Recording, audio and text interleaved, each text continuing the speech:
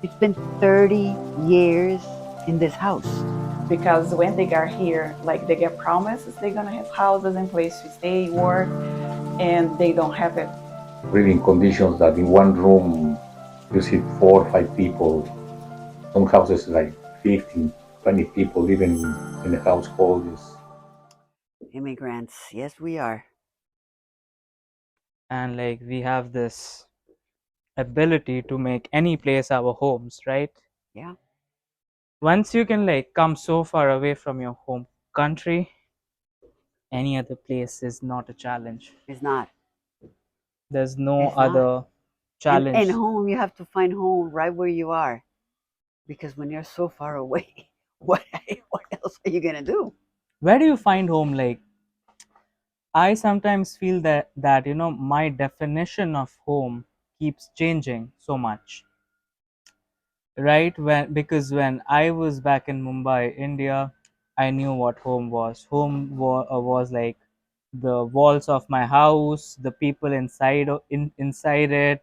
If I went outside, I used to see people, my friends, my close family, relatives. I used to be like, that's family. Here it becomes difficult. I feel here the definition changes. Like Yeah. you relate to yourself a lot more, Mm. and you do have friends, but that feeling of family becomes you in itself. Hmm. So that's what I felt. I don't know how what did you feel? Well, for me, it's amazing because after being 30 years on this island, when I moved here, I moved with a husband and 2 children and a dog. And I didn't know anyone here. Nobody in the Northeast. No, I didn't even know where the island was. I just wanted an airport nearby so I could go and visit my family. And then now, this is my community. Hmm. I What? have developed a community after working in a school. My children were raised here. Hmm. Then I go. It's been 30 years in this house. Hmm. So now, this is home. Right. This is home. And inside of it, I can have mi casa es su casa. I can have my own touches of Right. things that make me feel, remind me of those colors, those scents, those looks Hmm. in my house, my shoes.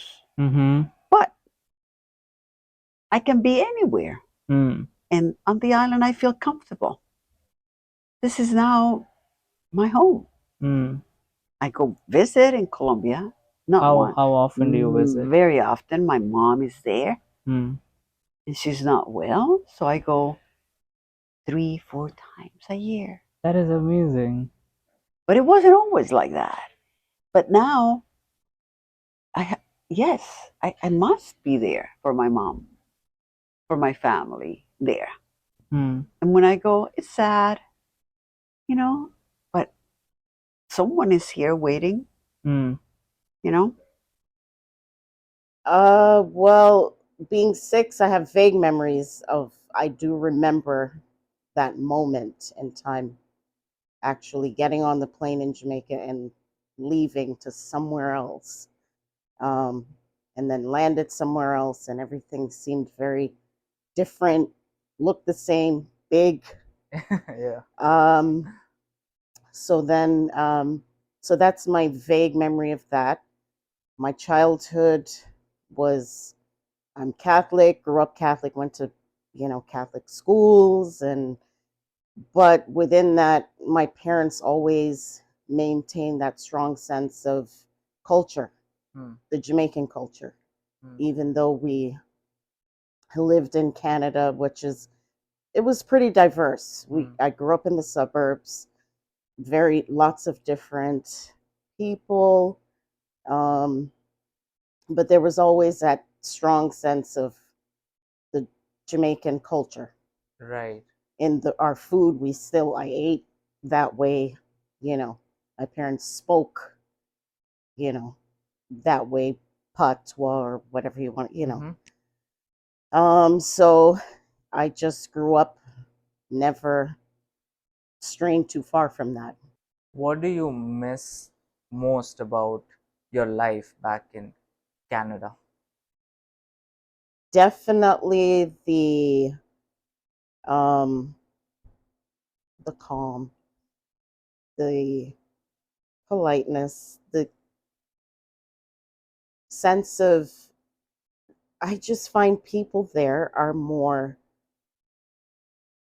they're more peaceful. They're more at peace with, they're not, you know, not that there aren't people in the US that, but it's different. They're very, here I find it's, you will pass someone on the street, they won't even acknowledge you sometimes, most of the times. Even if I'll say good morning, good afternoon, they'll be kind of taken aback at that. Canada, it is not like that. They want to hold a whole conversation on based on good morning. So that is a really big difference for me. Right, the warmth in The people. warmth. Yeah. They're very warm, very polite. Even if they want to tell you something derogatory, they say it in a polite kind of way. They just, they're not walking around with chips on their shoulders or just angry or, that's what I miss. Right. And definitely the food. They have good food. What kind of, like, what is the specific food, or like something Just, that comes you to know mind? what? It's what's put into the food and how their food.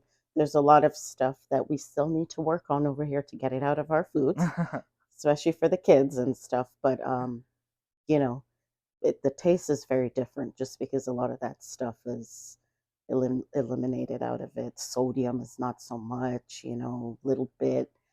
Sugars and fructose, they don't have that in the food. So that's about it. But I do love being here in the US on the vineyard has definitely been good to us.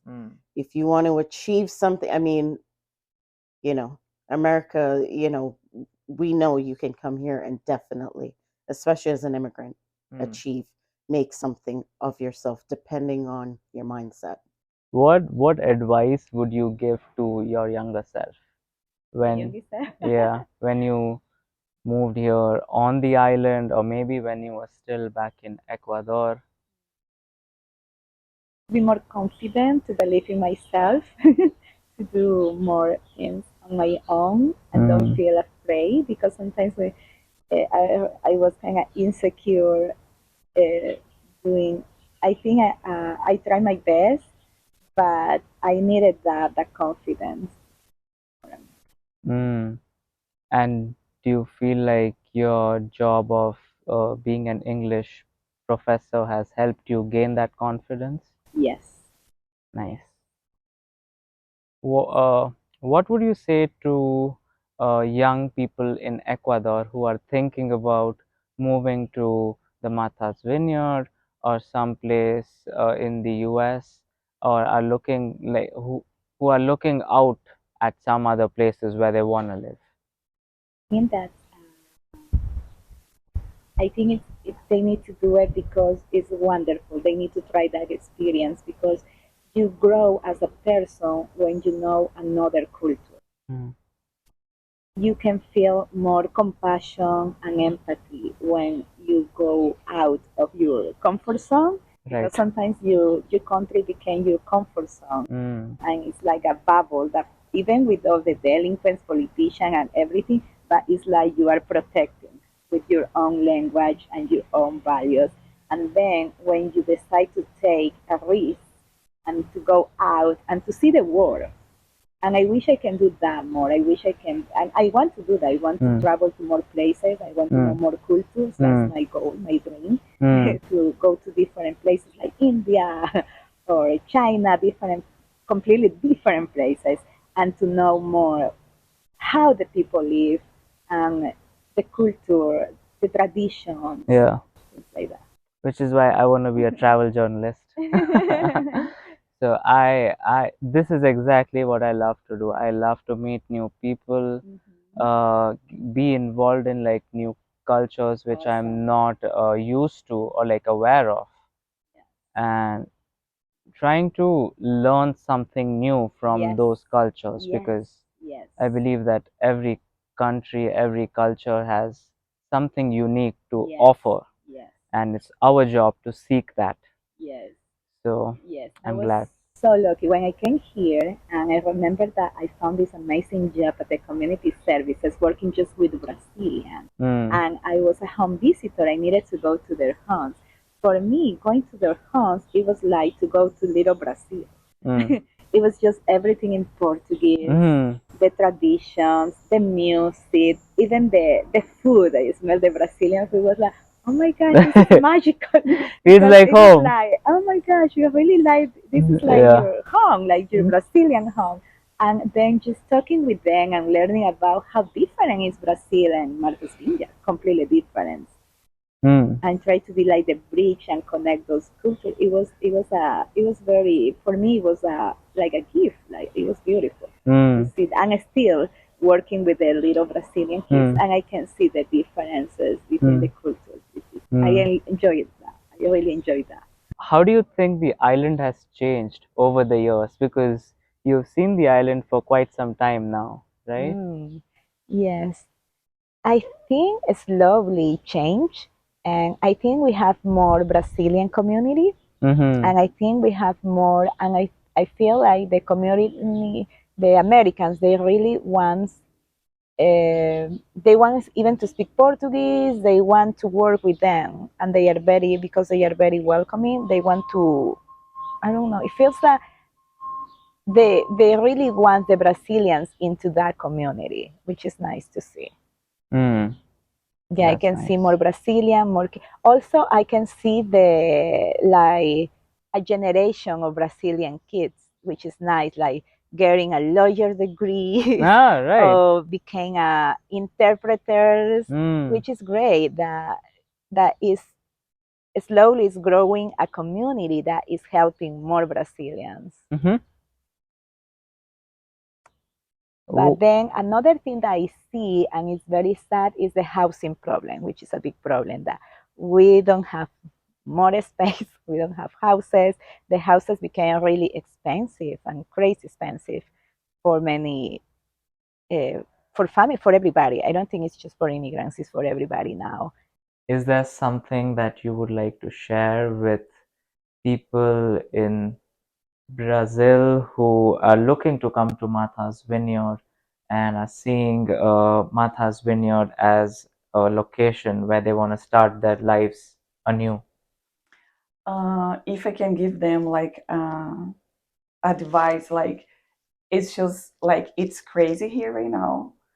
Just make sure like if you are coming, you really have a place to stay, because most of the time like people tell them they can come, and don't worry, we figure out when you get here this is not possible anymore. And this is because people are increasing challenge for them, like increase the challenge for them, Mm, because when they get here, like they get promises they're gonna have houses and place to stay, mm, work, and they don't have it. So just make sure that you are going to Martha's Vineyard, but you are going like everything's ready for you, mhm, and you're doing the safe way, mm, you know. The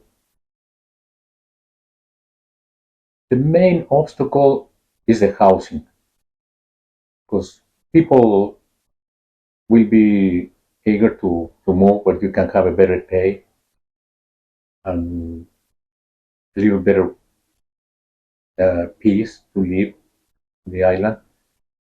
But like the living, like the housing for any immigrant that want to come to the island, it's it's hard. A lot of people came to the island, and the money that they make is mostly to pay the rent. People living really in conditions that in one room you see 4 or 5 people. Some houses like 15, 20 people living in a household is not It's not good. It's problematic, the situation. It was very, very, very challenging, and we were finally like we are about to come back in Brazil, like because we are in another state, and we decided to come back to the vineyard, and we couldn't find anything, and we just decided, I don't know, maybe we have to come back in Brazil because we couldn't find anything. But like when we were about to give up, someone sent us, "Oh, I think you have found this place." So we find out we were very happy, but we couldn't stay there more than 1 year because the price of the rent was like unbelievable, and so it was crazy. And finally, we were able to get another place. We applied for to get a house, and we were able to buy our house. But it's crazy now. It was a very challenging moment and difficult. So this is because I always, when people tell they want to come in here, say just make sure, because I don't want you to experience the same thing I did it, because it was not easy, especially when you have kids involved. Can be way more difficult. Well, how have you seen the island change over the years? Because you've stayed here since 1980, right? 80s No, or it was 90s? 1993 when I came. 1993. Oh my goodness. Well, just to tell you, this quiet dead end road where I live, there were two houses. And now I'm 19, Mm-hmm. and there's one house on each side of the road. Right. It's just, to me, it saddens me that we have not taken care of basic housing for the ones who pretty much run the island, the teachers, the hospital. I'm sure for you, Students as well, yes. students who come Absolutely. here, there's just no housing.